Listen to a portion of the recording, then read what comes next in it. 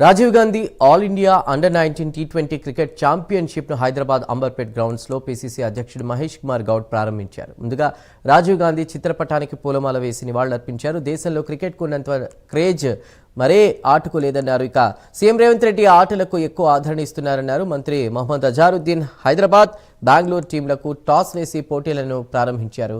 Cricket federation of Hyderabad ఆధ్వర్యంలో Amberpet water works గ్రౌండ్లో పోటీలను నిర్వహిస్తున్నారు. కార్యక్రమంలో మంత్రి అజారుద్దీన్, మాజీ MP V Hanumantha Rao, cantonment MLA Shri Nagesh, పలువురు నాయకులు పాల్గొన్నారు.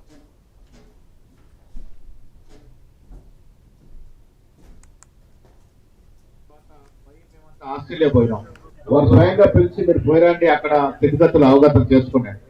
ప్యారిస్ ఒలింపిక్స్ చూసిన తర్వాత చాలా బాధేసింది. భారతదేశంలో ఉన్నటువంటి ఇంత జనాభా ఉన్నప్పటికీ, ఎంతో మంది క్రీడాకారులు ఉన్నప్పటికీ నైపుణ్యం చాటుకొని దేశ అంతర్జాతీయ స్థాయిలో మెడల్ తీసుకొచ్చేటువంటి క్రీడాకారులు దొరకపోవడం చాలా బాధాకరం. దీన్ని ముందుకు తీసుకోవాల్సిన అవసరం ఉంది. ముఖ్యమంత్రి గారు పదే పదే మాట చెప్తారు, పారిస్ ఒలింపిక్స్ నాకు నిరాశపరిచింది. నెక్స్ట్ ఒలింపిక్స్ నాటికి తెలంగాణ నుంచి గోడమలు తీసుకొచ్చే క్రీడాకారులు తయారు ఉద్దేశంతోనే వారు అంత డబ్బు స్పోర్ట్స్ ఇస్తా ఉన్నారు. దాన్ని సద్వినియోగం చేసుకోవాల్సిన అవసరం ఉన్నది. క్రీడల పట్ల మనమందరం కూడా మక్కువ చూపాలి. బాధ ఏంటంటే ఇవాళ పిల్లలు కొంచెం లేస్తే ఫోన్లకే పరిమితం అవుతా ఉన్నారు. స్కూల్స్ కూడా గ్రౌండ్స్ నుంచి స్కూల్స్ వస్తా ఉన్నాయి.